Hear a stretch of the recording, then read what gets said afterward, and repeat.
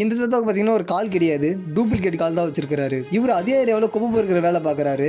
இவர் இந்த மாதிரி நிலைமையிலேயும் வேலை பார்க்குறாரு அப்படிங்கிறது தெரிஞ்சுக்கிட்டு அந்த ஏரியாவில் இருக்க ஒரு நல்ல மனுஷங்களை என்ன பண்ணுவாங்கன்னா, இவர் வராது தெரிஞ்சுக்கிட்டே வேணும்னே குப்பையை ரோட்டில் போடுறது, அவரை பார்த்து ஒரு மாதிரி முறைக்கிறது, இந்த மாதிரி பண்ணிட்டு இருப்பாங்க. சொல்ல போனால் அவர் ஒரு கேவலமாக தான் ட்ரீட் பண்ணுவாங்கன்னா பார்த்துக்கங்களேன். ஆனால் இதையெல்லாம் நம்ம தாத்தா மனசில் வச்சுக்கவே மாட்டார். ஏன்னா அவர் ரொம்ப நல்லவர், தங்கமான மனுஷன். எந்த அளவுக்குனா எல்லா பசங்களும் காசு வச்சுக்கிட்டு ஐஸ்கிரீம் வாங்கி சாப்பிடும்போது ஒரு பாப்பா மட்டும் அந்த கடையே வேடிக்கை பார்த்துட்டு நிற்குது. அந்த பிள்ளைகிட்ட போய் இந்தா பிள்ளை ஐஸ்கிரீம் வாங்கி சாப்பிடு அப்படின்னு சொல்லி காசு கொடுத்துட்டு போறாரு. அந்த பாப்பாவும் ஜாலியாக போய் ஐஸ்கிரீம் வாங்கி சாப்பிடுது. அது மட்டும் இல்ல, காசு மீந்து சில்லறையும் கூட தராங்க. இந்த மாதிரி அந்த தாத்தாவோட லைஃப் போய்கிட்டு இருக்க ஒரு நாள் ஒருத்தன் வேகமா ஓடி வந்து அவரை இடிச்சிடறான். அவரோட டூப்ளிகேட் கால் பறந்து போயிடுது. அந்த தாத்தா விழுந்த உடனே அவர்கிட்ட ஒரு ஹேண்ட்பேக்கும் வந்து விடுது. வந்தவன் திருடன்னு தெரிஞ்சு போச்சு. அவன் அந்த ஹேண்ட்பேக் பிடிச்சி இழுக்கிறான். அவர் கொடுக்கவே இல்லை. இந்த சம்பவம் எல்லாத்தையுமே அந்த தாத்தா ஐஸ்கிரீம் வாங்கி கொடுத்த அந்த பாப்பா பார்த்துட்டு இருக்குது. மக்கள்லாம் ஒண்ணு கூடுறாங்க அப்படின்னு தெரிஞ்சுக்கிட்டு திட்டு பசங்க அங்கிருந்து உடனே ஓடவும் செஞ்சிடறானுங்க. மக்கள்லாம் ஒண்ணு கொண்டோடனேயே தாத்தா கையில இருக்க ஹேண்ட்பேக்கை பார்த்துட்டு இவன் தான் திருடி இருப்பான் போல அப்படின்னு சொல்லி சந்தேகப்பட்டு போலீஸ்ட்டு பிடிச்சி கொடுத்துட்றாங்க.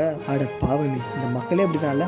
சே, இவரு ஜெயிலுக்கு போனதை அந்த பாப்பா அவங்க வீட்டில் டிவியில் பார்க்குறா. அந்த சம்பவத்தை நேரில் பார்த்த பாப்பா அவங்க வீட்டில் ஒரு ஆடு பார்க்குறா. என்னன்னா எப்படி ஃபோன் பண்ணுறது அப்படிங்கிற ஆடு. உடனே அவளுக்கு ஞாபகம் வருது, அந்த தாத்தா கொடுத்த காசுலுமே இந்த மிச்ச காசு எடுத்துக்கிட்டு ஃபோன் பத்துக்கு ஓடுறா. ஓடி போலீஸுக்கு ஃபோன் பண்ணி என்ன நடந்தது அப்படிங்கிறத விலாவறையா சொல்கிறா.